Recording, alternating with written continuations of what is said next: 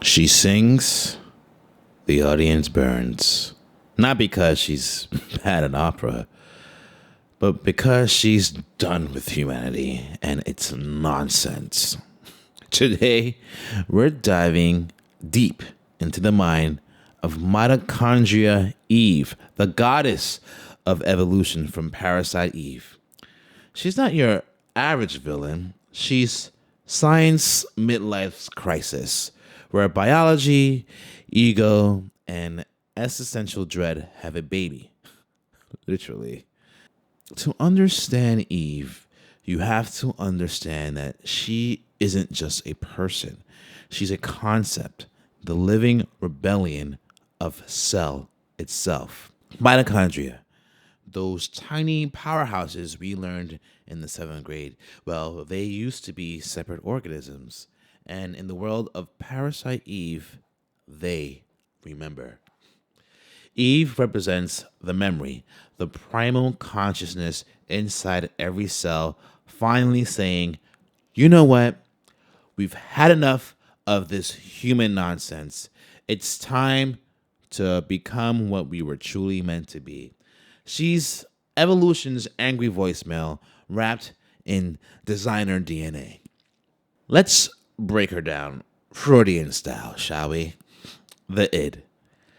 That's the mitochondria, pure instinct, primal rage, obsessed with survival and dominance. It's the animal within, roaring through the flesh. Pretty much the id is your basic instincts. You're not worried about consequences. You're not worried about anything. You just want to get what you want and get what you need. Now, the ego, that's Eve herself. She's the bigger picture. Believes she's chosen, destined to liberate all life from human control. Now, the superego is supposed to be the morality, the angel on your shoulder telling you, I'm not sure if that's a good idea. But here, it's gone rogue. In Eve, morality has been redefined as whatever makes evolution stronger. So her superego is corrupt. I don't even think it has a warped view of what's right and what's wrong. She's not evil. She's just done pretending humans are in charge. You know, she wants to take over. Her morality is telling her that that's the best option for the world. You know, Freud would have loved her, but then Eve would have set Freud on fire to speed up his personal growth. And I believe that Eve was all about the evolution of life. So, how does our fiery goddess score on the big five personality scale? Let's take a look. Openness, very high. She literally wants to evolve life itself. She's curious, she's creative, she's a visionary. As terrifying as it might be, she wants to transform the world. So she's very open to that. So conscientious, she's very high on that scale as well. She's meticulous, calculated, and keeps her experiments organized. Even if her experiments are screaming at her, she keeps it together.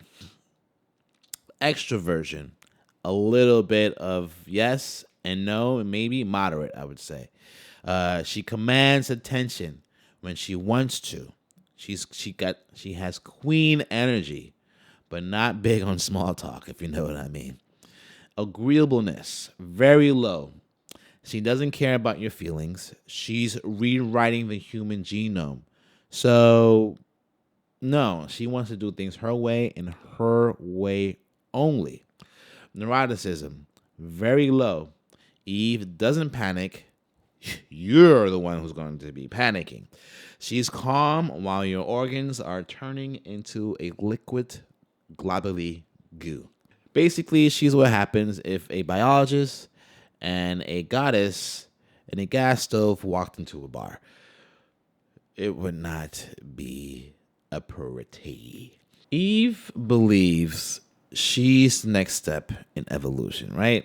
The bridge between human and the divine. But her godhood isn't spiritual, it's a biological. She's a scientist's nightmare, a being who sees empathy as an outdated gene. To her, destroying humans isn't cruelty, it's housekeeping. She doesn't want to punish us, she wants to replace us.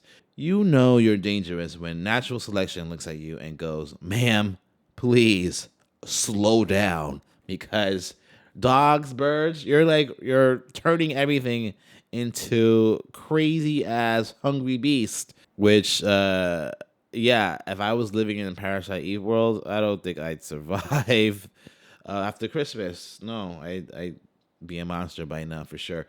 Eve is often read as a twisted embodiment of femininity, creation weaponized. She's not motherly in the nurturing sense. She's motherly in the I'll make a new species and you're not invited. Where most horror uses motherhood as victimhood, Eve uses it as domination. She's the womb that rewrites the world. And that's what makes her so terrifying. She's beauty and apocalypse in one breath. I mean, I remember when I first saw that scene when she was pregnant, and I was like, damn, I never seen like a pregnant monster before. That was next level. Eve's real conflict, though, isn't with humanity. It's with her own reflection. Aya represents what she could have been: empathy, balance, coexistence. But Eve rejects that. She sees humanity's emotions as shackles, not strength. You know, in the wild, it's a dog eat dog world out there. You know, the big fish eats the small fish. The lion eats, the deer. That's her way of thinking. If you can't help yourself, then you deserve to die. Kind of pretty much, it's what she's saying. She's Eve is very calm. She's very cold. She's very logically absolute. She's not insane. She's just stopped believing that humans means good. In this day and world, I have a problem seeing that too, with all the war and all the famine and all the billionaires and gajillionaires getting richer and the poor is getting poorer. And, it's not easy out there. In the end, she's a tragic figure, Mitochondria Eve, a being too evolved to feel and too human to truly ascend. She is definitely in limbo between the both. Mitochondria Eve isn't just a villain, she's a mirror showing us what happens when intellect kills empathy and evolution forgets compassion. She's the terror of perfection, the beauty of control, and the quiet reminder that inside every living cell, there's something that remembers being free. Also, maybe let's not give AI access to biology textbooks. Just saying, because if they get a hold of that and see what we're really capable of, I'm pretty sure we can destroy this planet if we really wanted to, all of us combined. And if AI was more sentient, they will have to stop us. So, would I have sexual relations with Mitochondria Eve if that was even possible before turning into a slimy goo?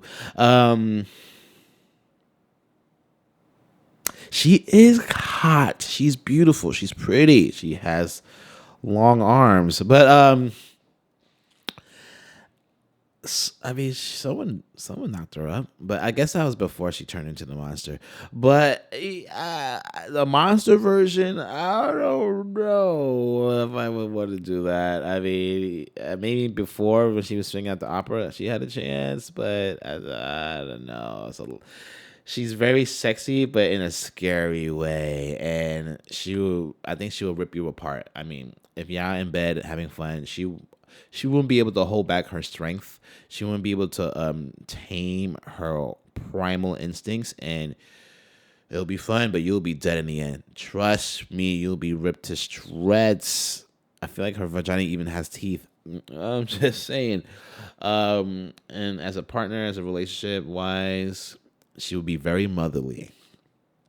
Very motherly. She will be more of a mother than a girlfriend. She'll be telling you, clean the dishes, pick up after yourself, do this, do that. Help me destroy this world. Help me, like Dr. Kelp. I forgot his name, but yeah, he loved her, and I think she treated him like a pet. That's what will happen.